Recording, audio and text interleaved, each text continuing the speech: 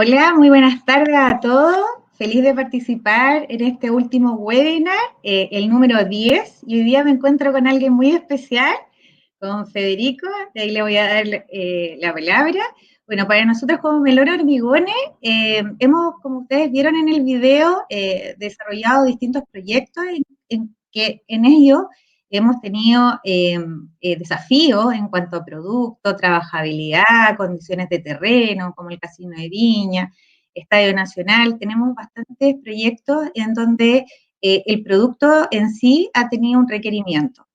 Edificio Titanium, por decir otro. Acá vemos la torre solar y también esta escultura, que aquí entramos en el tema del hormigón color. Nosotros como Melón Hormigones y en pos de la innovación hemos desarrollado una línea de 1.600 colores en donde queremos impulsarla y desarrollar nuevos proyectos en color. Bueno, sin más que nada, porque yo sé que la mayoría de ustedes vinieron a ver a Federico, a lo que él nos va a contar, desde el material como lenguaje arquitectónico. Bueno, Federico, hoy día arquitecto de la Pontificia Universidad Católica y con una gran trayectoria tanto en el medio. Bueno, no puedo decir más, pues, Federico. Te dejo toda la palabra y toda la pista para ti. Bueno, antes que todo voy a recordar que pueden hacer sus preguntas al final de la presentación de Federico de este conversatorio. Vamos ahí a mencionar estas preguntas y poder entrar en conversación. Bueno, Federico, la pista es tuya.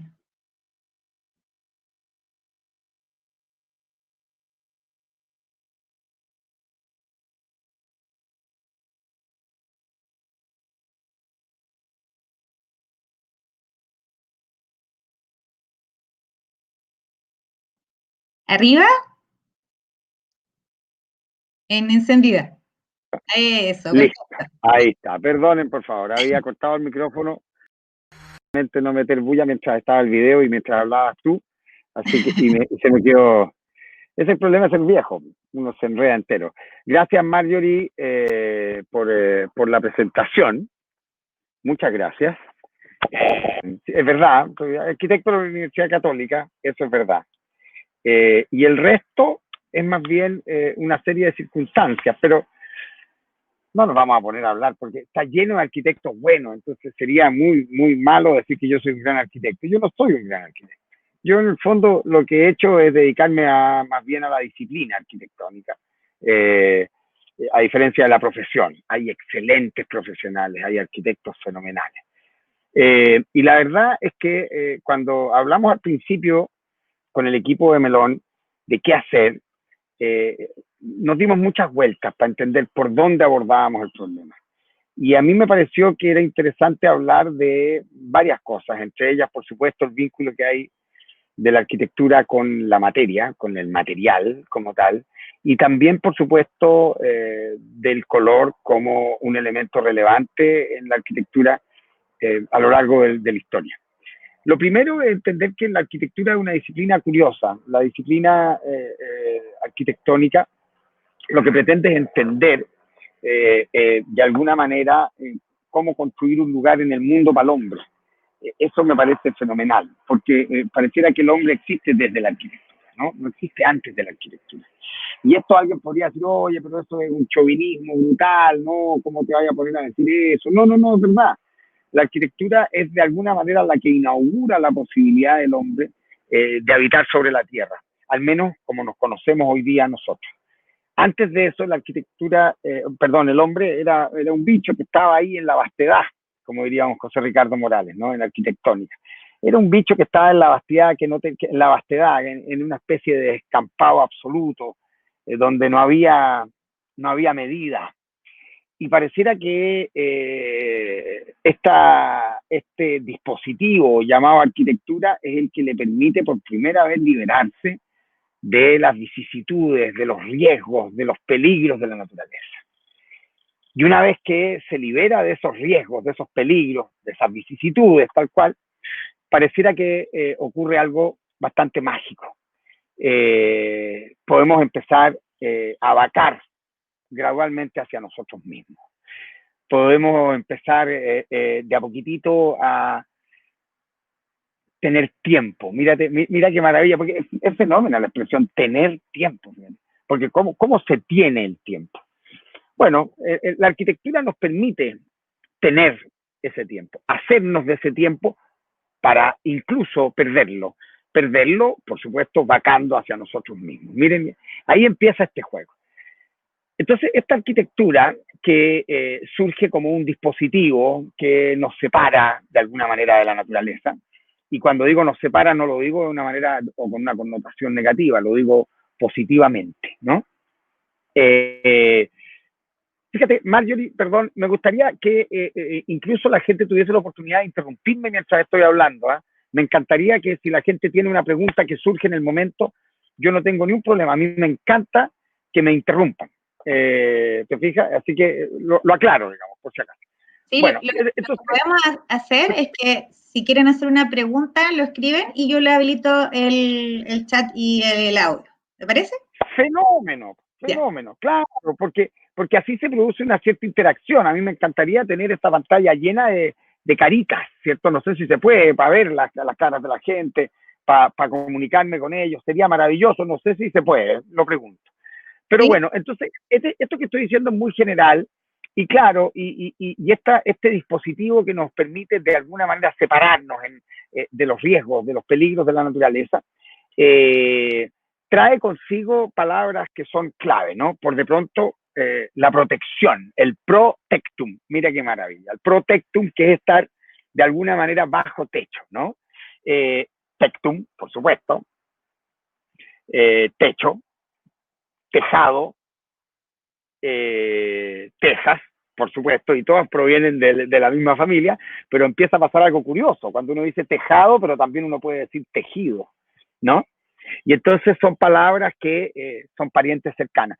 Y si ustedes se fijan, todas esas palabras surgen de una voluntad de nosotros de generar ciertos niveles de protección, de seguridad. Y entonces cuando decimos de seguridad, decimos de asecurare. La cura heideggeriana, ¿cierto? Era nada menos esa necesidad del hombre de estar seguro, ¿no? De estar seguro. ¿Por qué? Perdón, tal vez esto lo tengo que explicar y me tengo que detener, hay que reparar en eso. ¿Por qué tanta necesidad de seguridad? ¿Cierto? A nosotros hoy día nos parece por lo menos raro que alguien necesite tanta seguridad, ¿no? Claro, es que tenemos que ponernos en el cerebro de un señor hace varios cientos de miles de años, ¿no? Y ver ahí, claro, alguien dirá, no, pero si el hombre no existía. Pero mira, soñemos. Nosotros estábamos en un ambiente en el que éramos un bicho relativamente chico, débil, lento, con una mordida pencahue. O sea, no servíamos para nada. Y de pronto, ¿cierto? Claro, y para que ustedes me entiendan, un poco supongo el mood, ¿cierto? El feeling, el ambiente que nosotros vivíamos ahí en el descampado, en esta cosa sin medida, inmensa, por eso se dice inmensa, ¿no? Sin medida. Y entonces resulta que nosotros, estos bichos chicos que somos lentos, pencahues, como les decía, estábamos a merced de todos los otros que eran fuertes, rápidos, poderosos, con grandes mandíbulas, ¿te fijas? Y claro, y teníamos que andar ahí encontrando comida. Para que ustedes entiendan ese feeling, es un poco como supongo se siente una gacela hoy día, ¿cierto? La pobre gacela está ahí, en África, en la estepa, no sé, en alguna parte, y está aterrada. Ella por lo menos es rápida, a diferencia de nosotros que estamos, ni siquiera corríamos rápido para arrancarnos, pero la gacela está aterrada, ¿cierto? Entonces, a mí siempre me gusta reparar en este punto cuando hablo de la arquitectura y del valor de la arquitectura, porque nosotros nos olvidamos de los peligros de la naturaleza. Nosotros pareciera que todavía, o mejor dicho, ya nos desvinculamos absolutamente de esa categoría de temores, ¿no? Estamos siempre muy seguros, claro, pero la pobre gacela que vive ahí imagínate, yo siempre digo en broma y en serio, a ese pobre bicho se le fueron los ojos para el lado, la evolución le llevó los ojos al lado para poder comer y estar mirando al mismo tiempo. ¿Te fijas? Bueno, nosotros éramos un poquito eso, hasta que no sabemos cómo ni por qué, de pronto nos encontramos con un dispositivo maravilloso, que era esa arquitectura, ¿no? Ese dispositivo que nos liberaba de todos esos peligros, ¿te fijas? Y nos dejaba en una categoría absolutamente distinta. ¿Por qué? Porque cuando la pobre gacela allí parada en la estepa, ¿te fijas? Aterrada, comiendo rápido antes que la pille el león, no tiene mucho tiempo para pensar, ¿sí? No digamos que claro, ahí me están poniendo 17.000 años, ¿eh? Entonces, fíjate que no tiene mucho tiempo así. Yo no me imagino una gacela echada para atrás diciendo, oye, bueno, mucha qué linda es la vida, oye, qué fantástico, qué maravilla lo que hemos logrado, mira cómo hemos criado estas gacelitas chicas. No me la imagino. ¿Por qué? Porque no es propio de esa naturaleza. Sin embargo, nosotros cuando nos hicimos de este dispositivo llamado arquitectura, de pronto entramos a una nueva categoría. La categoría, cierto, que nos permitía efectivamente, lejos de todo riesgo, de todo peligro, de repente echarse para atrás y perder el tiempo y mirar el cielo, por ejemplo. ¿Te fijas? Y preguntarle a la Marjorie, oye Marjorie, ¿cómo has estado? Que es una pregunta, te fijas, que es como para decirle a la Marjorie, cuéntame de tu vida, ¿te fijas? Bueno, eso es un regalo de la arquitectura, ¿me entienden? Eso es un regalo de la arquitectura.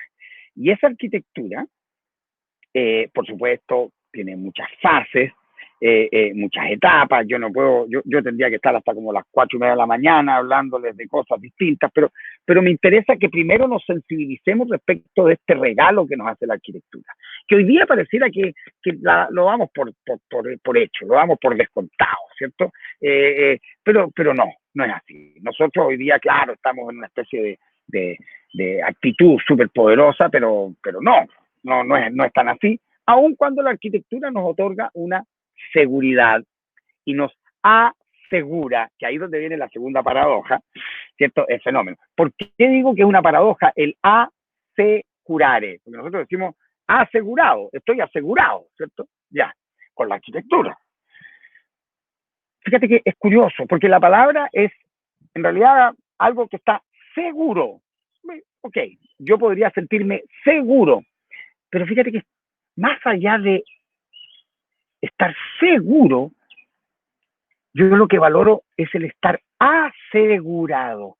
Y el asegurado es sin seguro. Entonces, no necesariamente, no precisamente sin seguro, porque el asegurare, el curare es cuidarse, perfecto.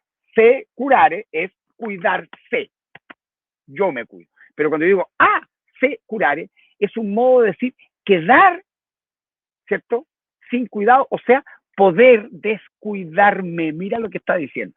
¿Y a qué se refiere ese asegurare? Bueno, a lo que les decía yo, es echarse para atrás sin riesgo y poder de alguna manera bajar la guardia, quedar así, tranquilo. ¿Por qué? Porque estoy tan seguro de que la arquitectura me cobija, me protege, me otorga todas esas seguridades maravillosas, que yo puedo incluso entregarle a ella toda esa responsabilidad y yo descuidarme. ¿Ah? Volarme, si ustedes quieren, pensando, ¿no? En la inmortalidad del cangrejo. Bueno, eso es un regalo de la arquitectura. La otra cosa que la arquitectura nos regala es algo maravilloso que es, podríamos decir, inherente al hombre, de alguna manera, que es la medida, ¿no? En esa naturaleza inmensa, en aquello sin medida, les cuento como anécdota, entre paréntesis, que de ahí viene la palabra mesa, por ejemplo, ¿cierto? Donde yo tengo este computador posado, que esta es una mesa, es una mensa.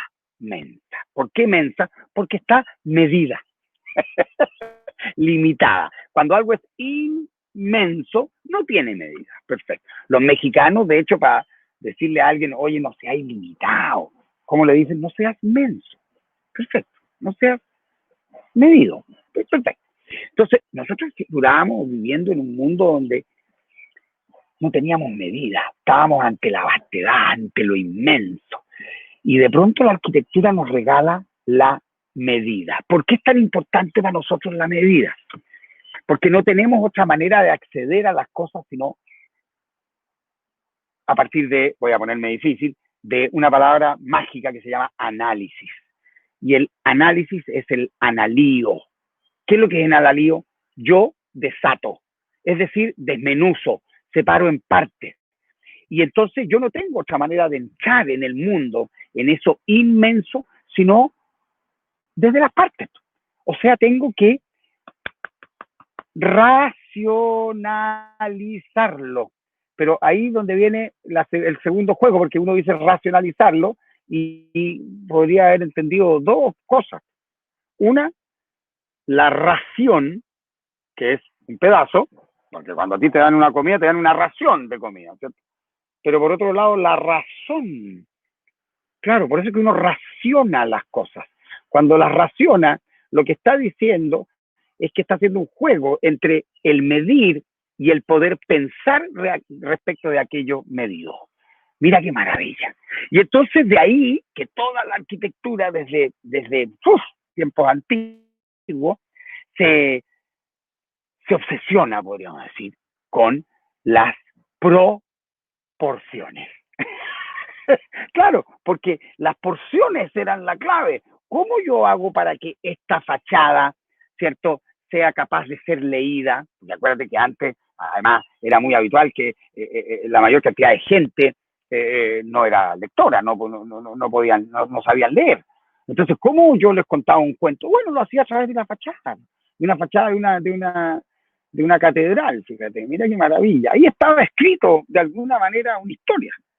¿Y cómo yo hago para que la gente la lea?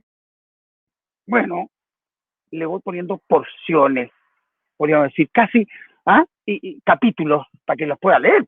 Está frente a eso, luego está frente a eso. O sea, la arquitectura se ordena, se estructura desde esas partes, se proporciona.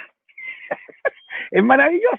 Bueno, y todo esto, después vienen los estilos, por supuesto, junto con esto. Los estilos no era otra cosa que, de alguna manera, tratar de generar ciertos niveles de estructura para estos relatos, ¿no? Contenidos estructurados, ¿no?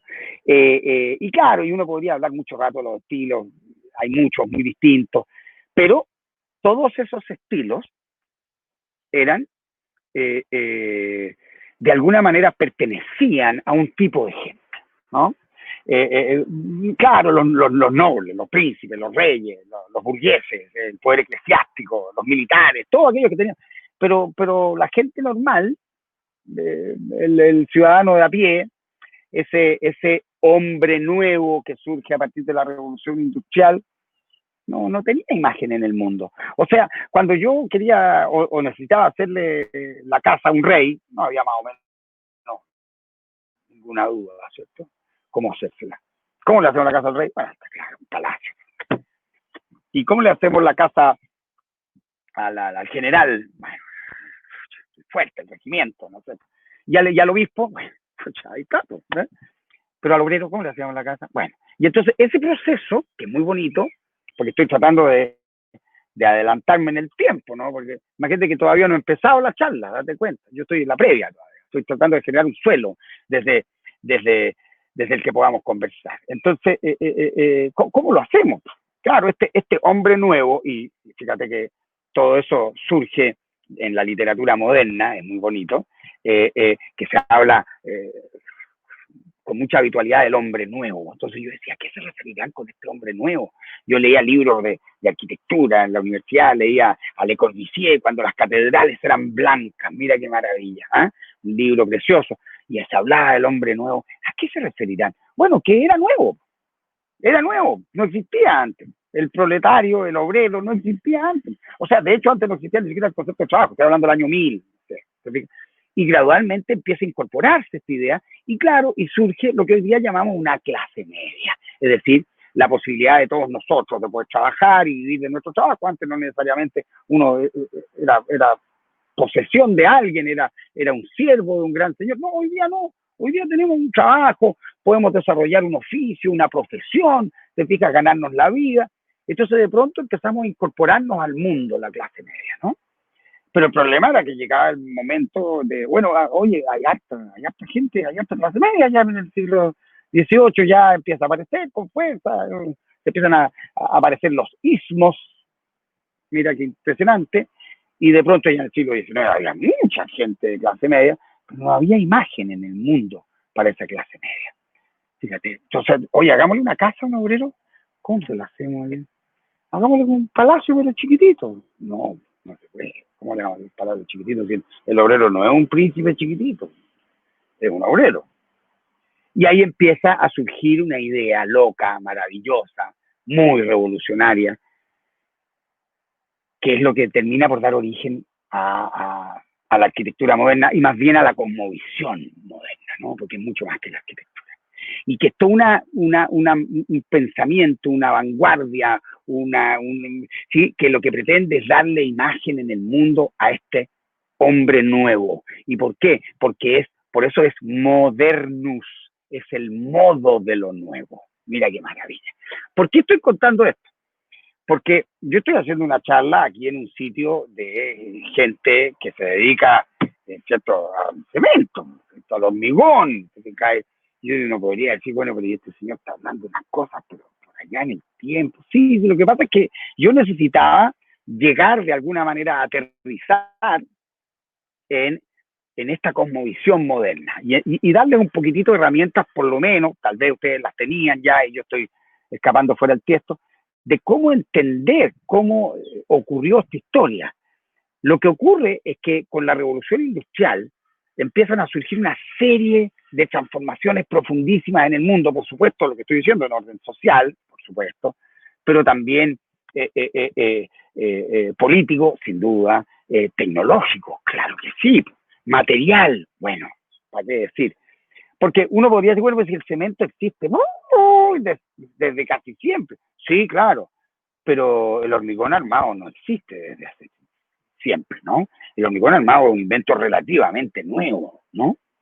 Y claro, ¿y por qué? Porque con la revolución industrial empieza a aparecer una serie de tecnologías y, como digo, de materiales o nuevos usos que terminan por transformar para siempre la arquitectura, el lenguaje arquitectónico y sus posibilidades.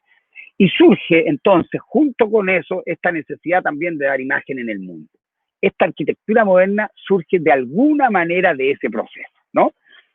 Pero con ello también, y que no es del todo nuevo, por supuesto, surge una filosofía respecto de los materiales, ¿sí? Que eso es muy bonito, porque hasta antes de la modernidad, la arquitectura tenía a los estilos, y entonces uno podía decir, no, mira, hagamos algo con lo que tenemos, por supuesto que así se hacían las cosas antes, ¿no?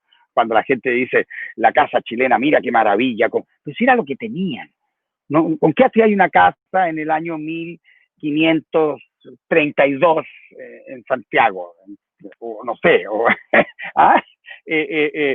¿Cómo hacía una casa en el Cusco? Bueno, piedra, pero aquí no había ni piedra. Entonces, barro, los gallos empezaron a hacer barro, las casitas de adobe. Después, ¿con qué le hacemos el techo? Fíjate que lo único que hay es barro y unos palos, todos pichiruchentos, ¿cierto? Unas varas. Y ahí empezó, y de ahí surge la arquitectura, ¿cierto?, colonial chilena, que es una maravilla, y que además es una maravilla fundamentalmente porque con tan poco se hizo tanto, ¿no?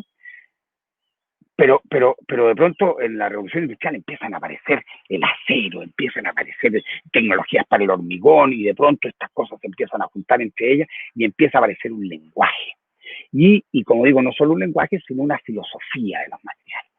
Hasta ese momento las cosas se ornamentaban con los estilos. O sea, mira, la mejor demostración de eso es que, claro, uno puede ir a un gran palais, a cierta alguna parte en Francia, fenómeno, y ese se hacía con piedras, con albañilerías, con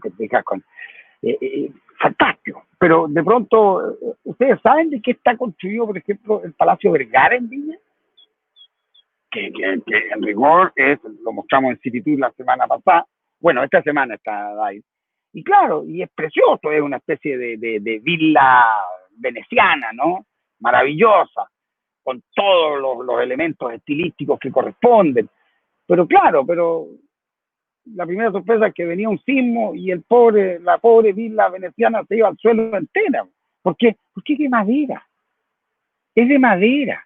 Y sobre la madera se aplican todos estos ornamentos. Y entonces uno podría decir, oye, ¿de qué es lo que será este edificio? Bueno, lo vamos a saber en el próximo sismo. ¿Sí?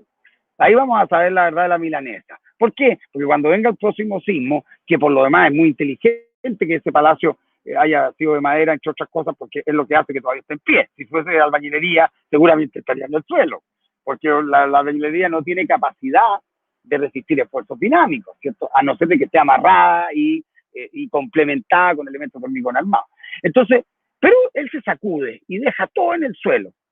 Ahora, lo insólito es que uno ve ese palacio y jamás se imaginaría el Palacio de la Quinta Vergara, que es de madera.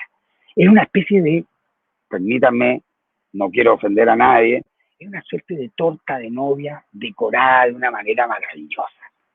Y, qué diablo, es una bellísima torta de novia. Pero con la cosmovisión moderna, eso ya deja de ser así. En la cosmovisión moderna, las cosas tienen que ser lo suficientemente honestas. Y entonces, en ese proceso de honestidad, de desnudez, de transparencia, ¿sí? Son valores de la modernidad, de fluidez, de continuidad, son todos valores modernos. Obviamente, el material era relevante. ¿Por qué? Porque yo no podía hacer un palacio, ¿cierto?, al estilo veneciano y hacerlo con lo que tuviese y después lo hacía aparecer de cualquier cosa. No, aquí tenía que hacer que las cosas fuesen lo que eran. Y por lo tanto, el hormigón armado, ¿sí?, se transforma en, pucha, la estrella de los tiempos. ¿Por qué? Porque básicamente es un material muy antiguo, si queréis decir, combinado con el acero, el cemento, el hormigón y el acero, ¿sí? Terminan por dar un material que es virtualmente perfecto. ¿Por qué perfecto? Bueno, porque es una especie como de superhéroe de los materiales, ¿no? O sea, es un gallo que le pregunta, oye, ¿tú eres forzudo? Soy físico-culturista, yo. El gallo resiste lo que le fecha de una manera extraordinaria. No te puedo creer, sí. Ah, pero si este gallo es tan fuerte, debe ser frágil. Ustedes saben a lo que se refiere a la fragilidad en términos estructurales, ¿cierto? La fragilidad ocurre en los materiales hiperrígidos, ¿sí? Es decir, que no tienen capacidad, de absorber energía y por lo tanto colapsan repentinamente sin deformación previa. El vidrio, por ejemplo. El vidrio, ustedes saben que es de los materiales que más kilos por centímetro cuadrado resiste. ¿Por qué no se hacen edificios enteros de vidrio? Porque es frágil. Es frágil. Es decir, colapsa repentinamente, sin deformación previa. Entonces el hormigón, la gente, no, este típico gallo musculoso, pero a ver, y si es que, oye, el gallo funcionaba perfecto, porque como adentro del hormigón estaba armado con elementos metálicos, el fierro, que era como el compañero fiel del hormigón, el acero, tomaba todos los esfuerzos dinámicos y por lo tanto este material se transforma en una especie de superhéroe de la arquitectura moderna. Tan superhéroe de la arquitectura moderna que modela un lenguaje arquitectónico. ¿Y cuál es ese lenguaje arquitectónico? La arquitectura moderna. Entonces, por ejemplo, los arquitectos modernos, así con una pachorra extraordinaria de los fenómenos, ellos decían, mira, para que veáis que somos choros, voy a hacer una ventana en la esquina justo. No. ¿Te imagináis diciéndole a un arquitecto, ¿cierto?, de una casa patronal chilena, oye, voy a poner una ventana en la esquina? No se puede, se te cae la casa entera. Las casas de adobe necesitan de justamente esas esquinas para apoyarse uno a otro, un muro, ¿cierto? Así se arriostran, podríamos decir, esos muros, se estructuran. Las casas, de hecho, de adobe se caen cuando se empiezan a pegar efectivamente hombrazos los muros en la esquina, se cae la esquina y después se cae la casa. Así se quedan las casas de adobe. En cambio, el hormigón, no, el hormigón era tan choro que era esos gallos como que hacen flexiones con un brazo nomás, ¿se han fijado? O sea, el gallo podía hacer una ventana en la esquina y dejar una esquina volada, justo con una ventana y decir, ¿cómo lo hace? No, este gallo es súper choro, el hormigón armado, ¿te fijáis? Este gallo que llega incluso a ser fantoche, es maravilloso. Y ese proceso es lo que yo les decía, en la modernidad ocurre algo maravilloso, ocurre un vínculo, se construye un vínculo con los materiales al punto de que ellos se transforman en un elemento relevante en la arquitectura. Antes eran los estilos, hoy día son los materiales. ¿Se entiende? Antes eran los estilos y los arquitectos eran formados en la École de Beaux-Arts, en París, como por ejemplo ese edificio maravilloso que mostró la Marjorie al principio, ¿cierto? Los sacramentinos, ¿lo vieron? La iglesia de los sacramentinos, de don Ricardo Larraín Bravo, ¿sí? Extraordinario arquitecto chileno, formado en la École de Beaux-Arts, y mientras él estaba estudiando en la École de Beaux-Arts, ahí está, mire qué maravilla, y mientras él estaba estudiando en la École de Beaux-Arts en París, estaban construyendo el Sacré-Cœur, ahí, arriba el cerro, el Sacré-Cœur, maravilloso, y yo creo que don Ricardo lo debe haber visto y haber dicho, qué iglesia más linda. Y él volvió a Chile, por supuesto trabajó y desarrolló su vida profesional en Chile, y hizo de alguna manera esta cita al Sacré-Cœur, pero hizo una pillería, lo hizo de hormigón, de hormigón armado. Entonces es una especie de super Sacré-Cœur. Claro, porque, traten de construir el Sacré-Cœur, que está en París, traten de construirlo aquí, pues en Santiago. Al primer sismo se va a tierra. En cambio, don Ricardo Larraín Bravo, por supuesto, hizo el truco de construirlo con hormigón armado, y hasta el día de hoy esa iglesia está ahí impecablemente bien parada, robusta, y claro, y con toda la belleza, ¿sí? Y el manejo estilístico que tenía don Ricardo Larraín Bravo. Pero claro, pero con la modernidad, a pesar de que esta es una obra ya a principios del siglo XX, porque durante los primeros 50 años del siglo XX se traslapa toda la cultura de los estilos con la cultura de la modernidad, la cultura de la modernidad empieza de alguna manera a decir, a ver, no, vamos a cambiar los estilos por la honestidad material. Mira qué maravilla. Y en esa honestidad material es que los arquitectos empiezan a desarrollar un lenguaje que proviene desde los materiales y que en donde efectivamente el protagonista, sin duda alguna, el primer actor protagonista, es el hormigón armado, ¿no? Y claro, y por lo tanto, se trata de que el hormigón armado ahora luzca en gloria y majestad. Entonces ya uno decía, bueno, pero hoy le ponemos aquí unas molduritas. No, pues es hormigón armado, que esté desnudo. ¿Por qué? Porque lo que queremos, y un poco podríamos hacer un juego, ¿no? Si antes la casa del rey tenía estilos, bueno, la casa del obrero no tiene estilos. Si antes la casa del rey tenía, o del obispo, tenía ornamentos, ahí al ladito puede estar la casa del párroco, ¿no?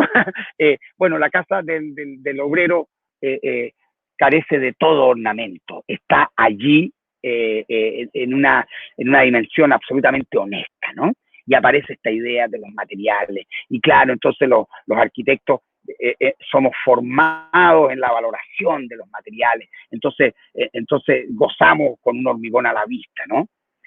Ahora, pero hay algo muy bonito, de las cosas que esa arquitectura se permite, podríamos decir, porque el ornamento bajo ninguna circunstancia, acuérdate que la arquitectura moderna decía, less is more, menos es más, y claro, y todo lo que era ornamental era susceptible a ser eliminado, porque era prescindible. En la arquitectura moderna debía quedar todo aquello que fuese imprescindible, es decir, la justeza, entiéndase, como economía, era un elemento relevante en el lenguaje moderno, de la arquitectura moderna, ¿sí? Y claro, y entonces dice less is more, menos es más. Sin embargo, hay un elemento que la arquitectura moderna se permite. Claro, porque acuérdate que Le Corbusier decía, ¿qué es lo que es la arquitectura? Es el juego de los volúmenes bajo la luz. ¡Wow! Se pasó. ¿Y qué es la luz? Bueno, la luz es la que nos regala el color. Y el color era aquello que la arquitectura moderna todavía se permitía. Es decir, no me pongáis una moldura, no me pongáis un friso, no me pongáis... No. Pero color, sí, podría ser. Podría ser. ¿Y qué colores incluso dicen? Bueno, ojalá los colores básicos, ¿cierto? Rojo, amarillo, azul, verde, ojalá. Por ahí te fijas. Y entonces aparece toda una arquitectura, ahí aparece, claro, casos paradigmáticos como la arquitectura de Gary Ritbel, maravillosa, ¿cierto? Bueno, y empieza a aparecer el mismo Le Corbusier, que de pronto, ¿cierto?, pone un muro completo de color, ¿no? Casi como un plano de color. Y claro, ya aparece mucha pintura, por supuesto que ustedes la deben conocer de sobra, en colores básicos. El color es el elemento que todavía la arquitectura moderna se permite. Perdón, me desconcentré con algunos de los comentarios aquí que dice José Sepúlveda, dice que fue una copia de los sacramentinos, de los Sacré-Cœur, del Sagrado Corazón de París. No es una copia, no es una copia. Podríamos decir que es un homenaje, es una cita, ¿cierto? Hoy más que nunca podemos hablar de la cultura de las citas. Bueno, y José dice, lamentablemente después de la Segunda Guerra Mundial desaparecen los ornamentos de las fachadas, y es evidente que hoy leemos la fachada, incluso no se sabe cuándo fue construido. Yo no diría que es lamentable, yo diría que es una manera de hacer arquitectura. Pero lo entretenido es que el color empieza a tomar un valor extraordinariamente relevante al interior del lenguaje de la arquitectura moderna. Y es ahí donde efectivamente nosotros hablábamos con Marjorie y hablábamos de este hormigón de color, ¿no? Claro, porque si algo que un arquitecto moderno se podría permitir es efectivamente un hormigón que ya está teñido, que ya está pigmentado. No se le está agregando color. Fíjate que ni siquiera se está pintando, no. Es parte de ese material. No es soluble de ese material. Miren qué maravilla. ¿Ah? Eso es fenómeno. Y aquí no se trata de agregar, porque claro, porque si decíamos que todo aquello agregado, todo aquello prescindible, bueno, aquí no se le está agregando nada. Aquí el hormigón es de color, ¿sí? Es de color. Y por lo tanto, yo quería, de alguna manera, no sé si estoy lateando mucho, Marjorie, o algo ahí, escríbanme si estoy lateando.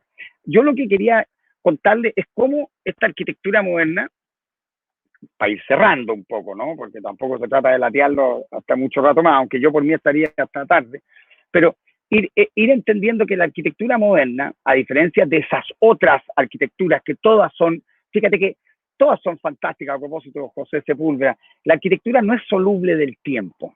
Esa es la maravilla, ¿sí?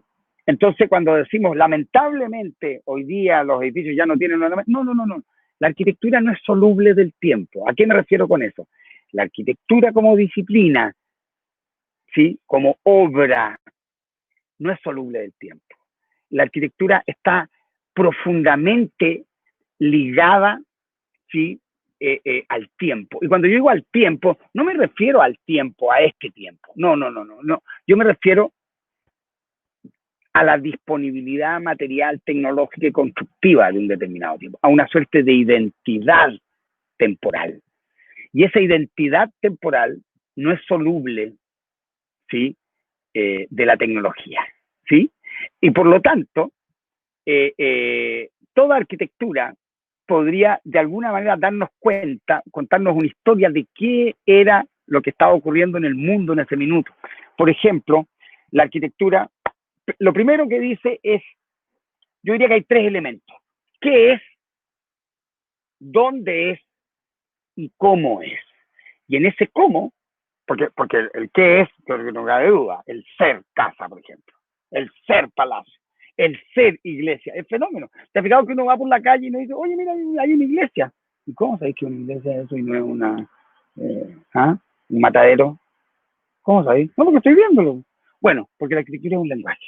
Mira, y entonces, y ese lenguaje canta su identidad. Miren qué maravilla. Entonces, ese ser casa. Perfecto. La arquitectura surge de ese, de un elemento fundamental que obviamente para los arquitectos es muy relevante, que es toda esta cosa del programa, ¿cierto? Hay algunos que discuten si la arquitectura es programa, otros que no, en fin. Pero el ser, ¿sí? Es muy importante. Luego, el lugar, al punto que la arquitectura moderna llega a decir que incluso la arquitectura es lugar. Miren qué maravilla. O sea, que el lugar no existe sino hasta que la arquitectura lo nombra como tal. Miren qué maravilla. Y eso es muy bonito, porque hay teóricos de estos fenómenos como Josep Montañola, un catalán. ¿Ah? La arquitectura como lugar, dice. Miren qué fenómeno. Entonces, claro, el ser casa es como la arquitectura se instala en esa identidad fundamental. Después, cómo se instala en un lugar, pero luego el cómo. Y es como la arquitectura se hace parte de una identidad tecnohistórica, podríamos decir, ¿cierto? Y hoy día el hormigón armado y por supuesto otras tecnologías que han ido surgiendo con el tiempo son justamente un elemento relevante porque nada menos que le otorgan la identidad en términos de lenguaje a esa arquitectura. Y por lo tanto el color es el lujo de ese material.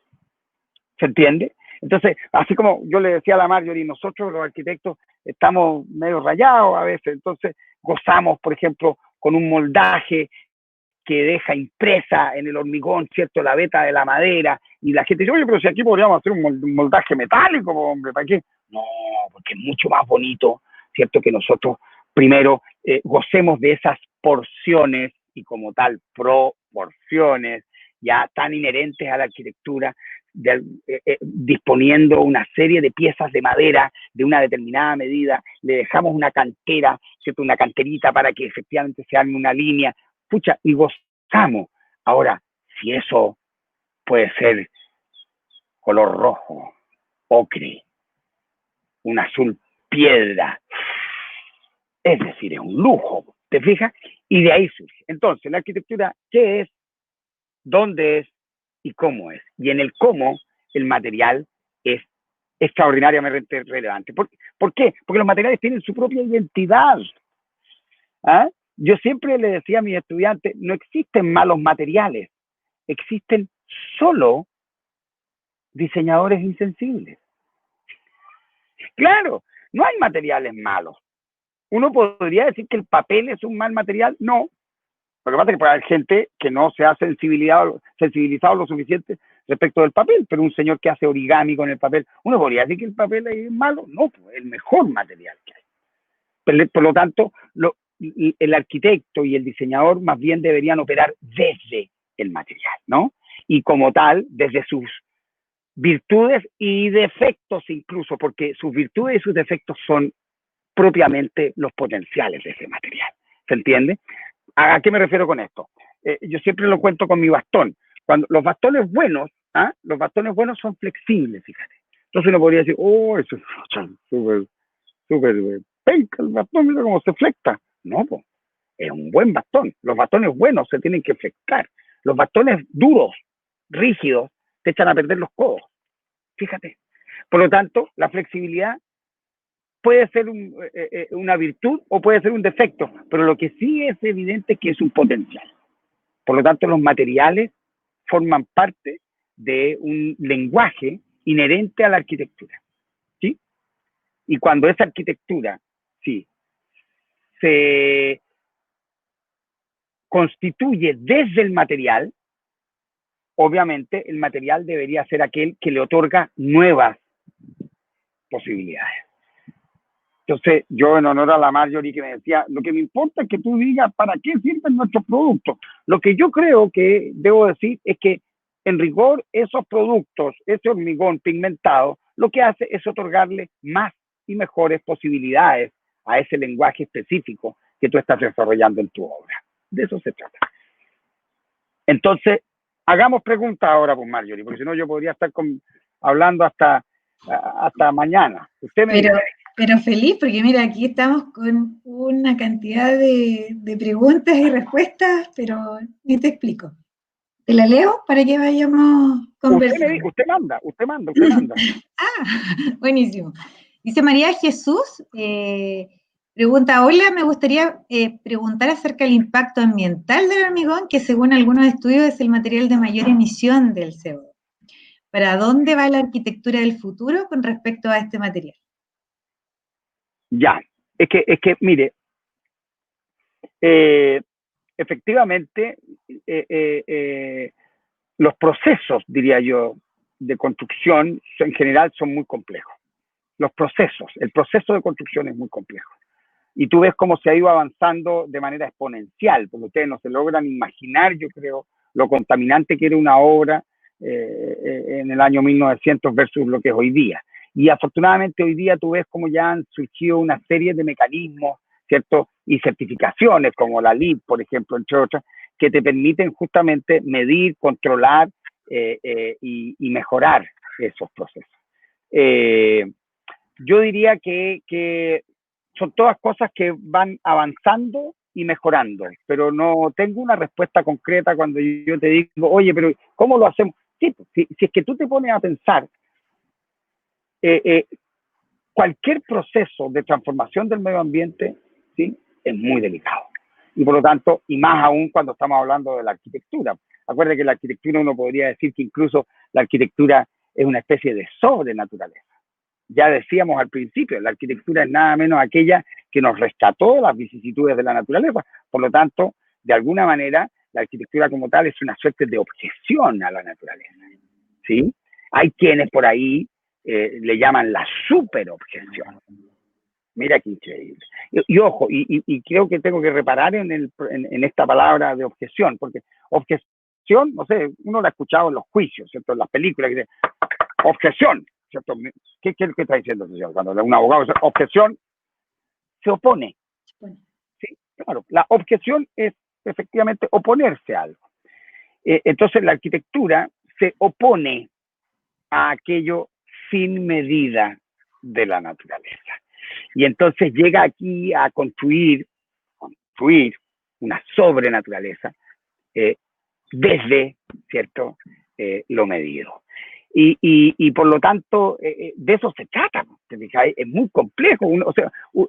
Esa objeción es nada menos el elemento fundamental desde el que nosotros nos relacionamos con el mundo. Nosotros nos relacionamos con el mundo a través de los objetos.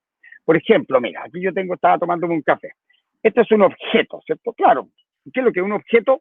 Contenedor. Claro. ¿Por qué? Porque básicamente objeto en cuanto se opone a algo. ¿Y a qué se opone? Se opone a la condición propia del líquido, que es la de derramarse. Por eso que es un objeto contenedor. Mira qué maravilla. Y después él no puede ser pensado en cualquier material, no es soluble del material del que está hecho, por supuesto. Incluso después se da el lujo, podríamos decir, de cantar determinadas cosas. Como por ejemplo, mira, ¿qué es esto? Porque uno podría decir, yo le saco esto sería un vasito, ¿cierto? Pero fíjate que basta que aparezca este pormenor, como diría Hegel, ¿sí? Y esto deja de ser un vasito y pasa a ser una taza. Ahora, yo no podría hacer una taza de cualquier material, digamos, no podría hacer una taza de papel, a propósito del papel del origami. Tengo que tener materiales que me permitan efectivamente generar esa objeción, ese objeto. Y entonces cuando yo digo, oye, ¿y este pormenor? Fíjate, porque es un pormenor, es un detalle. Yo le saco ese pormenor y hice un vasito, sin embargo el pormenor nombra esto. Y lo nombra como taza, y no solo lo nombra como taza, sino que canta que adentro de este hay líquido caliente. Y por lo tanto yo debo, ¿sí?, generar una estrategia para evitar el contacto con el objeto a través de una, y entonces surge incluso una gestualidad, fíjate, una gestualidad que uno toma el café como diciendo, uy, no quiero quemarme los dedos, ¿te fijas o no? Y así está lleno de cosas. Entonces cuando tú me dices, ¿cómo podemos hacer para las emisiones del CO2? Pucha, es que yo ahí me declaro incompetente. Y yo creo que hay científicos que lo tienen claro y no me cabe ninguna duda que se están trabajando porque me consta que los procesos han mejorado desde el año 1900 a hoy día, muchísimo. Tú no te imaginas lo que contaminaba una obra de arquitectura, un proceso de construcción de una obra de arquitectura en el año 1900. Es impresionante. Hoy día ya no.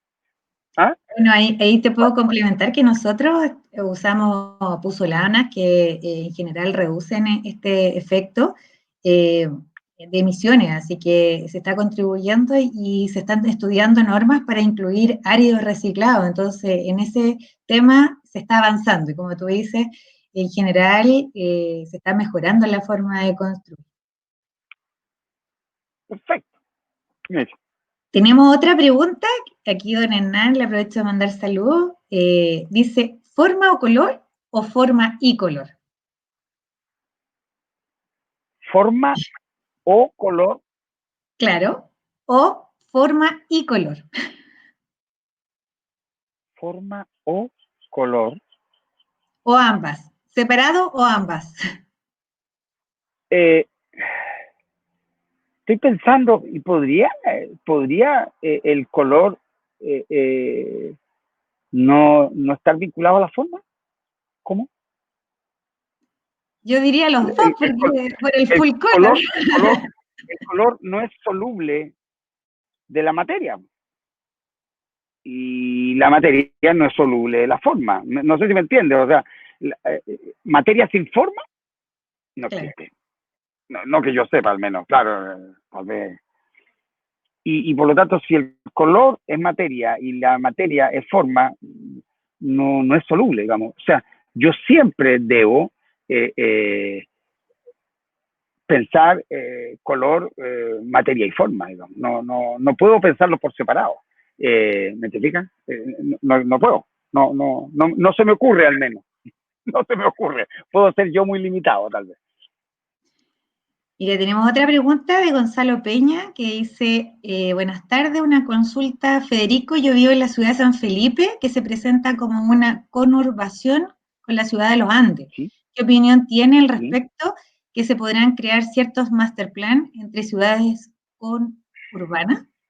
Conurbanas o conurbadas. Saludos, Gonzalo. Bueno, los procesos de desarrollo y crecimiento de las ciudades, diría yo que son connaturales a las ciudades. Las ciudades son organismos vivos que están en procesos de transformación continua y justamente por eso es tan complejo. Si fuesen bichos estables, uno tendría básicamente de qué preocuparse, ¿no? Entonces, los procesos de desarrollo, crecimiento, conurbación como tal, ¿cierto?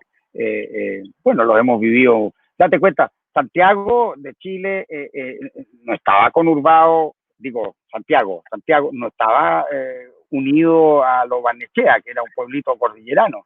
Hoy día está conurbado. ¿Para qué decir Santiago con San Bernardo? Tampoco eran pueblos distintos, digamos, hoy día están conurbados. ¿Se fijan? Los procesos de desarrollo y de crecimiento son así. Yo creo que la clave de esto es hacerlo con criterio, con planificación.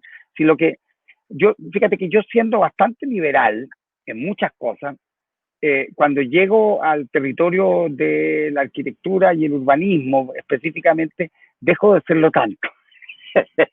Porque me ocurre lo siguiente, que si bien yo creo que este llamado mercado puede tener cierta capacidad para decidir muchas cosas, cuando llegamos al territorio de la ciudad como tal, como fenómeno, el mercado ya deja de tomar decisiones tan acertadas, digamos, ¿no?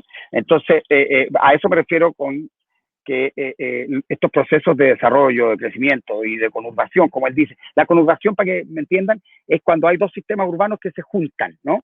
Que crecen y terminan uniéndose, ¿no? Se conurban, ¿ya? Así como uno se... co es juntar, entonces cooperar, colaborar es trabajar juntos, colaborar, operar juntos. Conurbar, ¿cierto? Se refiere a que se juntan. Tienen que ser planificados, sin duda. ¿Te fijas?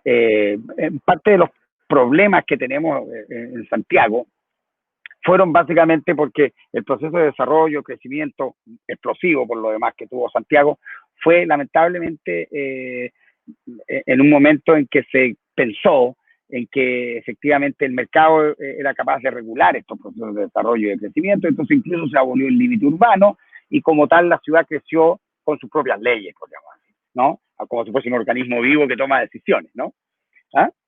Y claro, y los resultados están a la vista, digamos. Son complejos, ¿no? Son muy, muy complejos. Entonces, todo eso habría sido mejor planificado. ¿Ah? Por lo tanto, si usted me pregunta, yo no le tengo ningún rollo al crecimiento, al desarrollo, ¿se fija? Ni uno. Yo le tengo susto a que el mercado sea quien decide cómo se generan estos procesos de desarrollo y de crecimiento. Creo que debería haber planificación. No sé si contesto lo que usted me dice. Perfecto. Hoy tenemos, pero el chat no me han pedido que active cámara ni nada, así que sigo leyendo. Dice aquí Edison Ya. que ¿cómo se llama? Que nos prestó, el escultor que nos prestó la fotografía que hicimos la publicidad.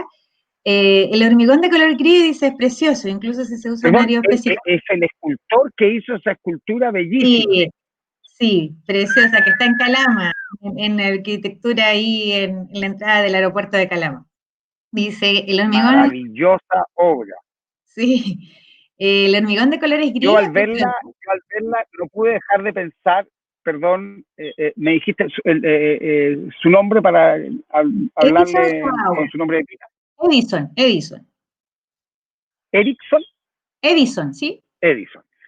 Fíjate que Edison, al ver su obra, no pude dejar de pensar en grandes maestros de la escultura, como es el mismo Chillida o Oteiza, ¿sí? Claro que efectivamente trabajan, diríamos, en una delgada línea entre la escultura y la arquitectura, ¿no? Hoy día la arquitectura se ha hecho muy amiga de la escultura, muy amiga, básicamente por la tecnología, por una serie de procesos de desarrollo tecnológico. La arquitectura está muy cerca de la escultura, pero hace un tiempo atrás no era así. Y grandes maestros como Chillida, como te decía, o Teiza, marcaron un precedente extraordinario. Entonces yo de verdad los felicito porque es una obra bellísima, bellísima, bellísima. Perdón, Marjorie, pero es que no podía dejar de felicitar al autor de esa obra. No, bien. Nosotros por eso que elegimos la foto y él amablemente nos prestó para hacer la publicidad a este webinar. Ahí se me perdió la pregunta porque estaban aquí, ¿cómo se llama? Escribiendo. Pero, un segundo.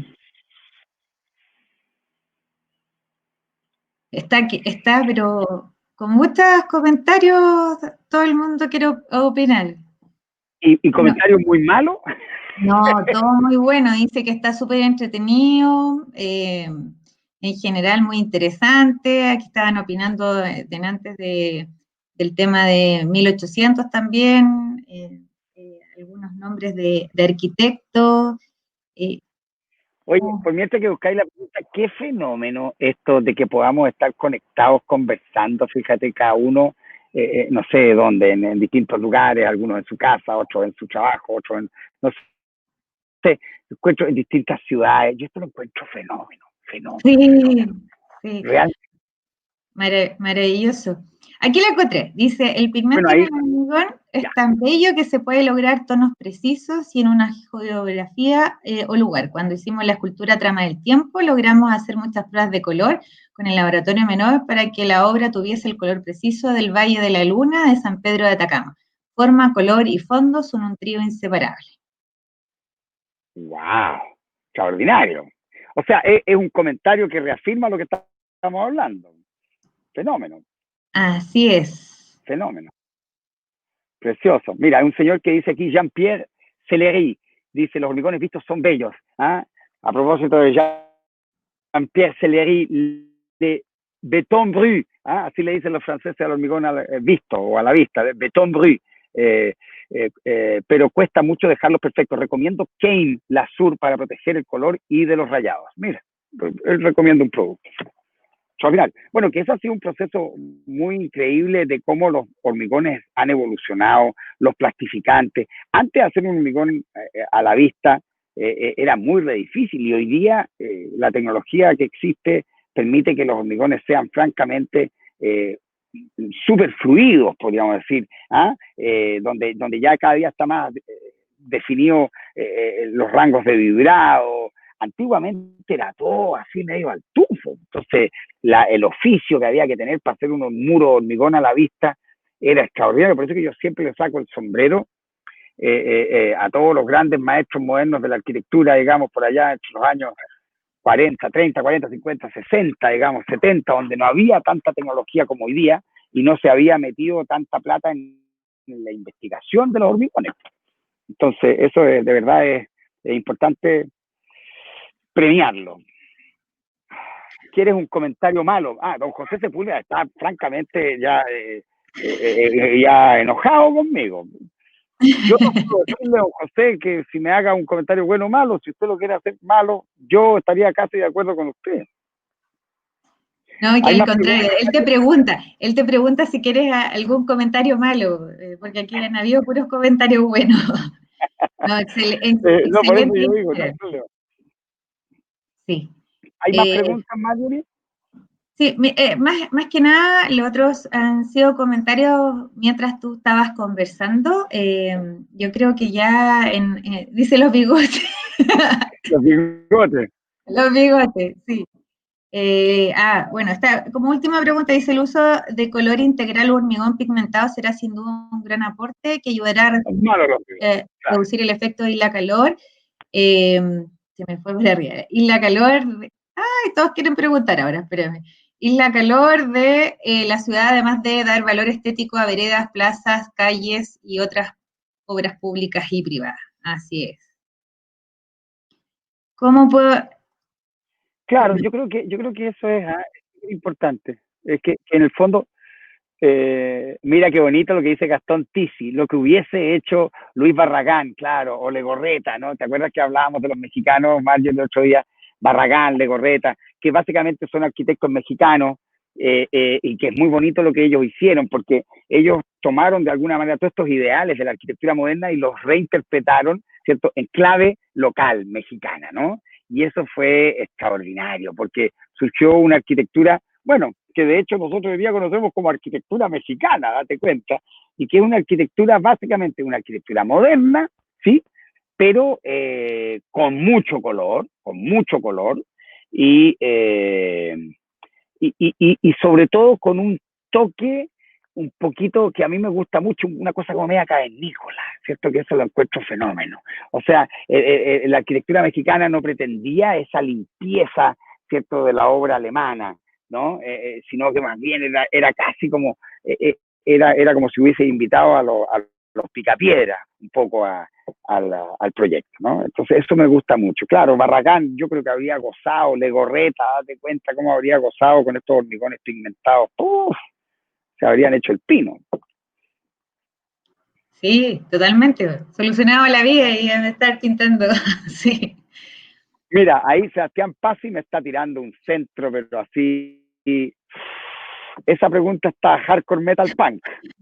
Federico, ¿qué piensas de los hormigones estampados como sistemas increte de productos que imitan a piedras naturales, madera, que dan vida a plazas y espacios públicos?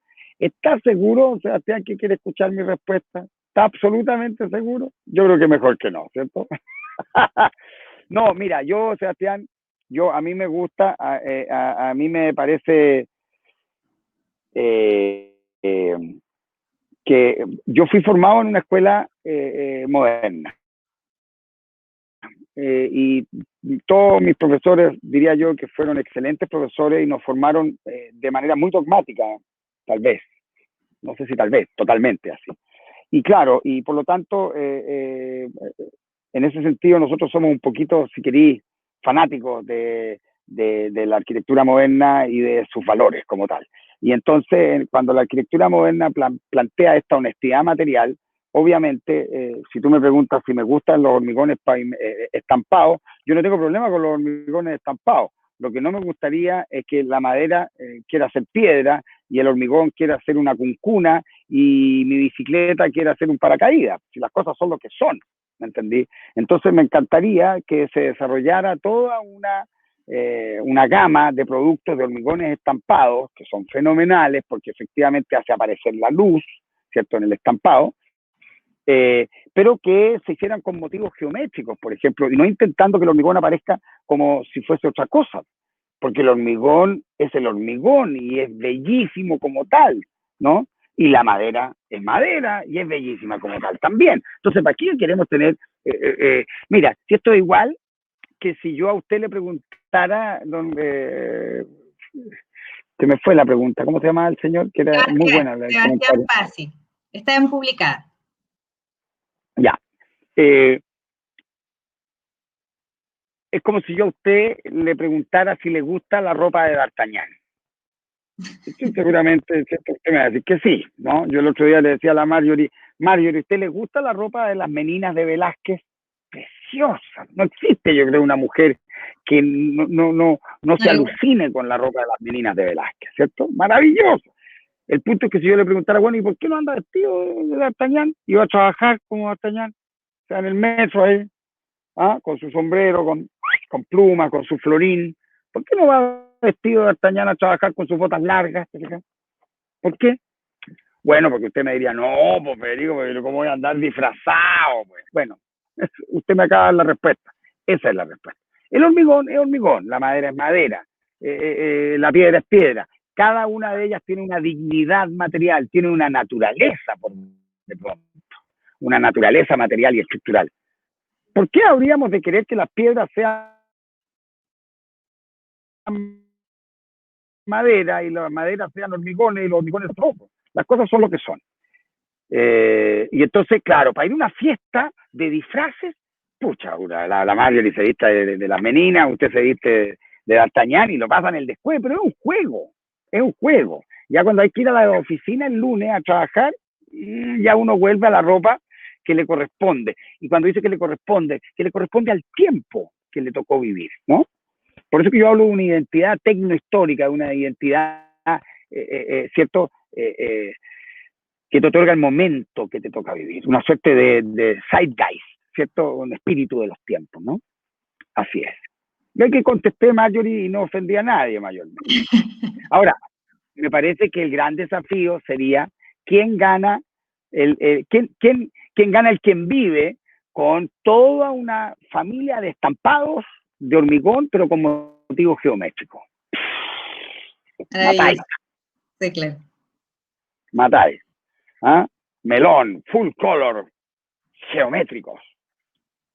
Ya, cuando lo hagan, por favor, denme un porcentaje de esos productos. De la venta. Hacemos otro webinar de estampado. Exactamente. Oye, yo creo que en honor al tiempo, aquí dice, Federico, ¿crees tú que los hormigones arquitectónicos gris han logrado cruzar la barrera de percibir una obra sin terminar? Y si el hormigón pigmentado podrá ayudarlo a definir un lenguaje que ese hormigón ya esté terminado y no es necesario empastar y después pintar. Es buena esa pregunta. Es buena esa pregunta porque es el fantasma de todos los arquitectos, ¿cierto? Cuando la gente dice, uy, mira qué lástima el vecino, fíjate, se quedó sin plata, no alcanzó a estucar la casa.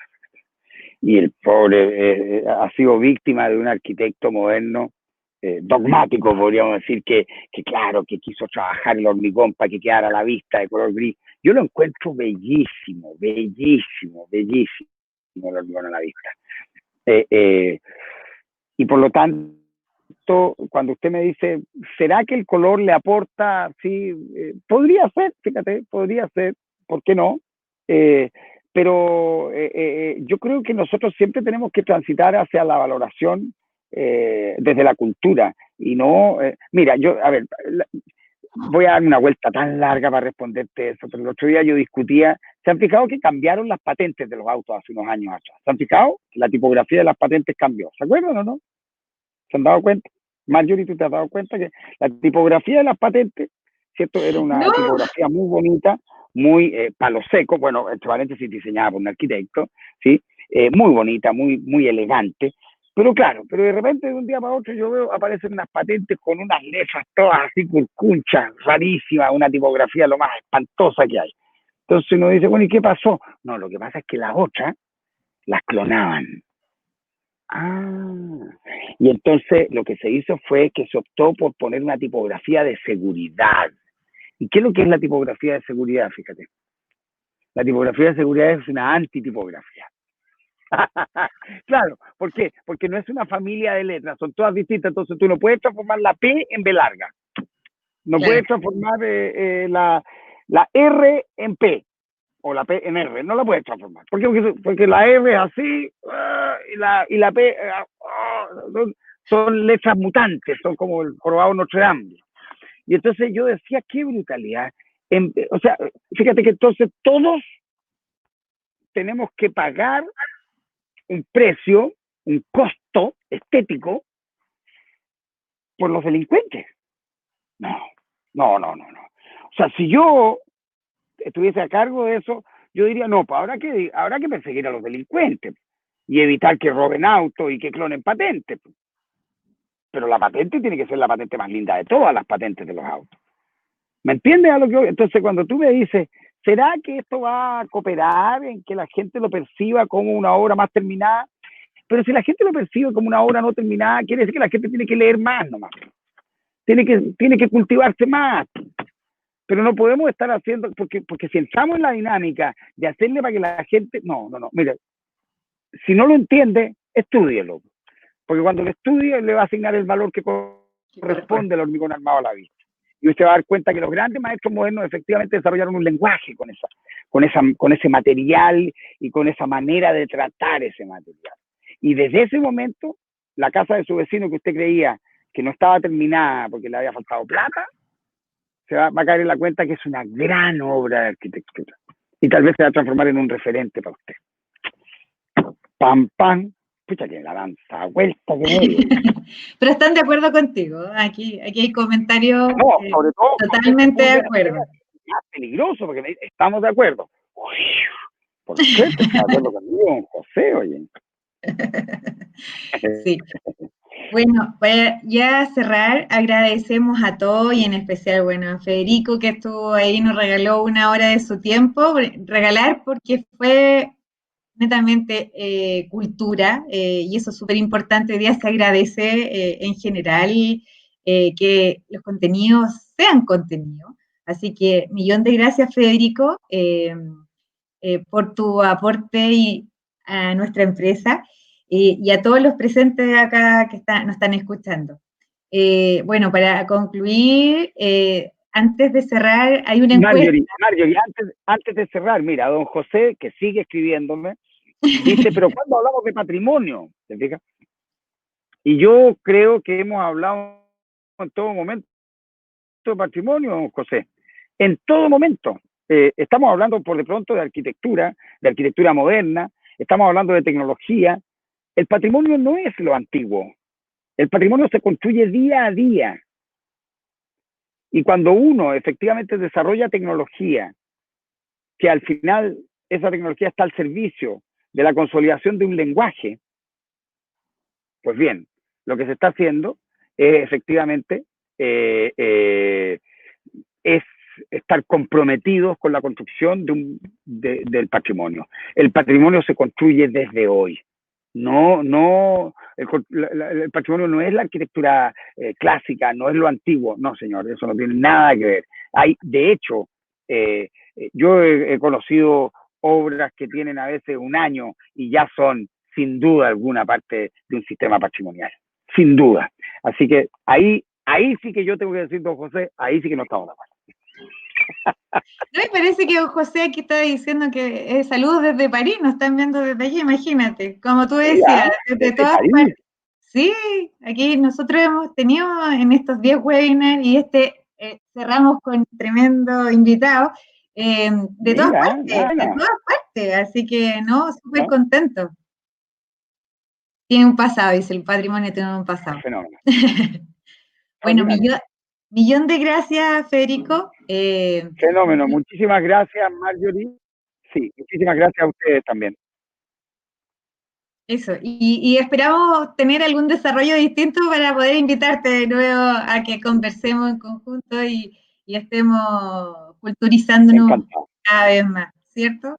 Ya, muchas gracias a todos y para los presentes, por favor, Fenómeno. respondan la Muchas encuesta. gracias. ¿Les parece? Ya, buenísimo. Que tengan buen fin de semana a todos y millón de Muchas gracias, gracias. Federico. Nos estamos viendo. Nos vemos. Chao. Un cariñoso saludo a todos los que nos acompañaron durante este rato. Espero no habernos aburrido. Y nada, pues ojalá tengamos la posibilidad de volver a vernos, ¿sí? Y conversar, porque yo creo que hace mucha falta conversar y esta tecnología es un regalo para poder encontrarse. ¿Eh? Es un regalo maravilloso. Muchas Súper. gracias por todo. Gracias, Marjorie. Que estén bien. Nos vemos. Chau, chau.